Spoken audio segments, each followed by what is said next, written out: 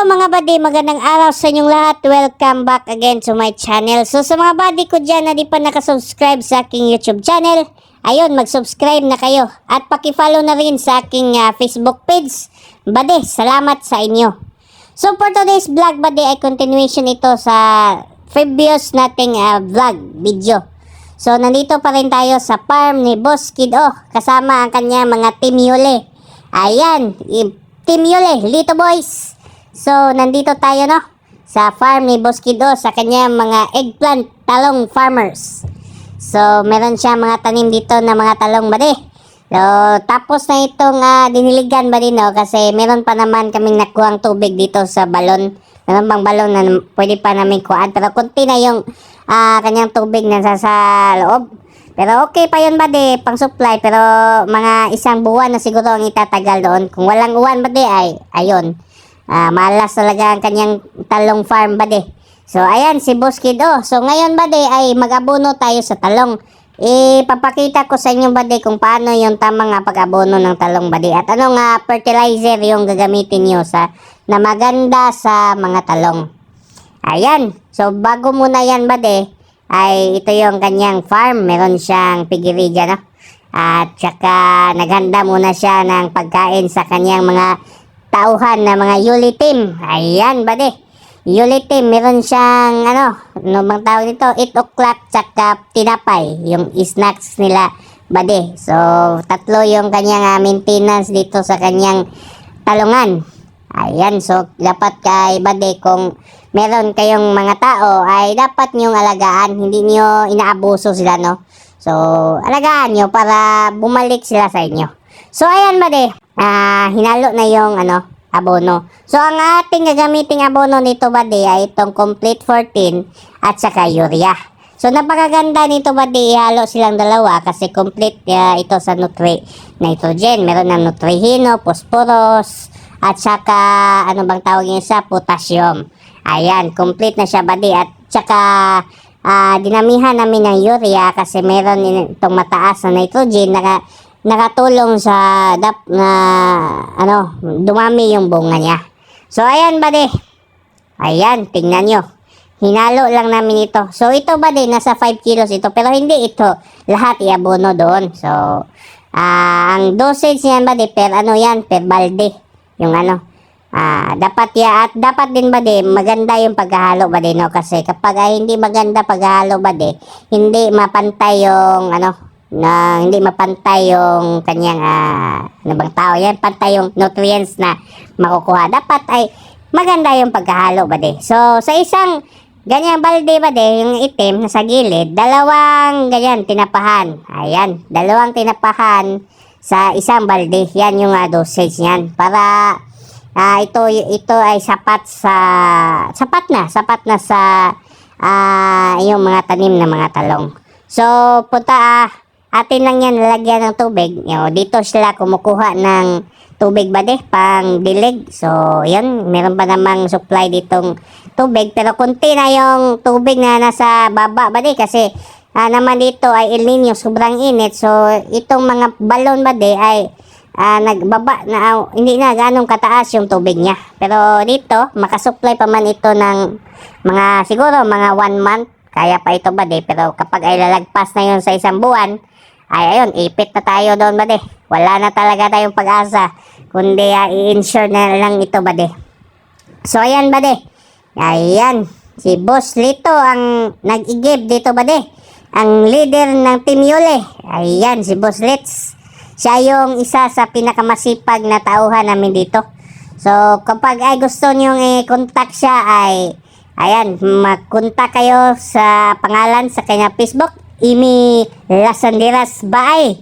Siya, makontak niya siya buddy. Napakagaling nito pagdating sa mga agrikultura, sa mga palay, sa mga gulayan. So all around ito siya buddy. Ayan napakabait nito buddy Yan yung yan yung i-abono doon. So bago yan i-abono buddy ay dapat nakatunaw na yung kanyang abono na nasa silalim kasi kapag hindi yun natunaw buddy ay sayang yon.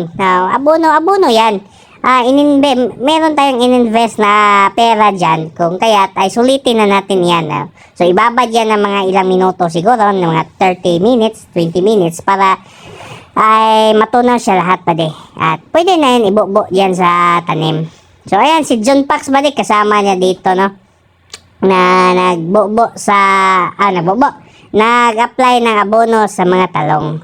So, ayan, bade, yung tamang pag-apply. So nga pala ba hindi yan, ganyan ang ano bang tawag nito, pag-apply ng abono. So, ganito. So, i-demonstrate ni Boss Yuli, no, kung paano ang tamang pag-apply sa abono diyan sa tanim. So, diyan ba hindi mo i-direct diyan sa puno o sa iyong tanim. So, diyan lang sa gilid. Diyan sa gilid mo lang ilagay. Kasi kapag ang tendency dyan ba kapag doon mo itinutok sa puno, kung dyan sa tanim mo, meron possibility dyan na mamatayan ba mamatayan. Kasi yung, kahit hinubig pa yan ba abono kasi yan. So, much maganda ba doon lang sa ugat. Doon lang sa gilid lang ng gilid. Tas, after nito ba mga after a day, apply, diligan mo ng tubig. Para, yung abono ay pupunta talaga sa ilalim at doon na masipsip sa ugat ng mga tanim niya. At before pa rin mag-abono, mag-apply ng ganito, kahit hinubig lang ba dapat ay magbubo ka muna. Bisbisan mo muna ito ng tubig para mas maganda kasi yun ba na basa yung lupa. Basa yung lupa, tas inabunuhan mo. Kaysa tuyo ang yuta at tuyo ang lupa, tas inabunuhan mo. Mas maganda yung basa-basa ba kasi doon ay madali lang makapenetrate yung abono at saka yung ugat niya ay mataas na yung gapang niya kasi malambot lang yung lupa. Madali lang i-absorb. So, yun yung advantage ba So, sa ganito ba yung I recommend ko kung mag-abono kayo, it's better na mamasa yung lupa. Yan, basa-basa yung lupa. Yun ba Yan yung aking share sa inyo. Ayun, dapat nila itong tapusin ba Marami ito ba mga nasa 4,000 ka puno ito. So, expected ito mag-harvest ba nga, first harvest nito. Noong nagtanim pa daw siya, sa ganitong karami din ba ay nasa yun, mga 20 kasako. 20-25 sacks yun. Tatag 40 ang sulod per sako. So, marami na yan ba ganong volume. Marami na yun. So, maganda yung itong talong farmer ba ang mga magtanim ng talong kasi in demand ito. So, kahit nga ba ay may fiesta dito sa may fiesta dito sa amin pagdating ng kanyang May. Kasi May ang ganitong stage ba May ang target nito. May ang target ang kanyang target na market. So meron pa rin bumibili nito kahit pa. Pero expected na ganyang panahon ba pag May, ganyang season ay mababa talaga yung price kasi madaming fiesta. Pero after niyan ba hindi naman ito kapag ay nagbunga na ito ay kada semana, linggo-linggo ka naman nag-harvest. Kapag ay tapos na yung Lune May ay ayun, balik ka naman. So tataas naman yung presyo ng talong. So ayan ba meron ding mga na south dito dahil ito sa init ba So dito sa banda ba medyo malaki dito kasi may kahoy na nakasilungan ito. Hindi masyadong nainitan. So compare doon sa may nainitan palagi ba ay medyo ipit siya. So, hindi gaano kalaki yung kanyang mga dahon. Dahil yun sa sobrang init at saka hindi madalas na binubuan. So, kapag ay napakainit ng panahon ba mas maganda na araw-araw ka magbubo. Ang advisable na magbubo ba kapag ay napakainit tulad ngayon ay El Nino, ay dapat ay hapon ka magbubo kasi kapag ay buntag ka, so, dadaan pa yan sa upalis. So, afternoon. So, mainit na yun ba So, mas maganda dito ka magdilig sa mga 3 p.m. ganyan until hapon na mga 5 p.m. 6 p.m. ganyan ganda yan kasi malamig yung panahon, malamig yung klima niya papuntang gabi. So, hindi siya ma-stress ba So yan buddy no. Bunuhan lang yan buddy para madali lang ito makatubo. So napakaganda ng mga talong niya buddy. Bagong pruning ito buddy.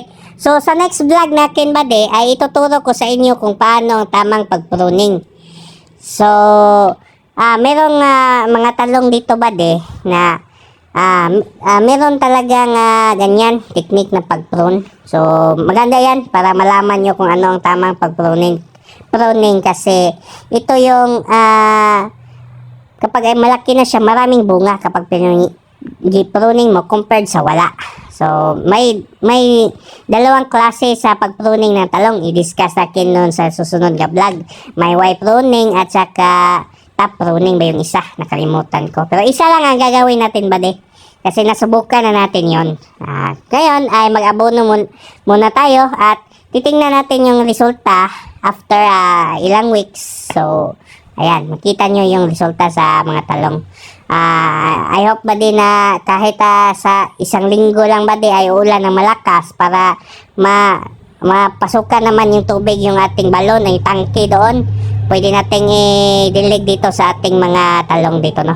At maka-harvest din tayo, yan yun syempre, para makapera din tayo, makabawi tayo sa puhunan natin dito.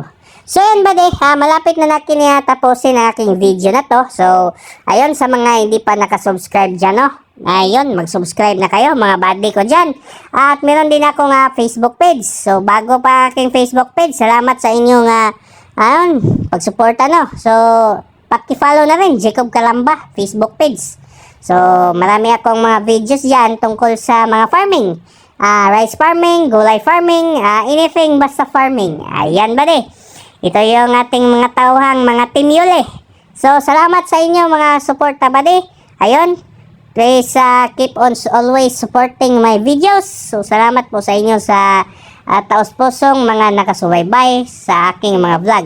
So, sa aking YouTube buddy, malapit na tayo mag 2,000 subscribers. So, maraming salamat sa inyo, buddy. Yun, salamat sa inyo. Hindi ko kayo maisa-isa. Hindi ko in-expect na umabot tayo sa ganitong stage. So, ayan, buddy. Salamat. See you in the next video. Bye-bye, mga buddy.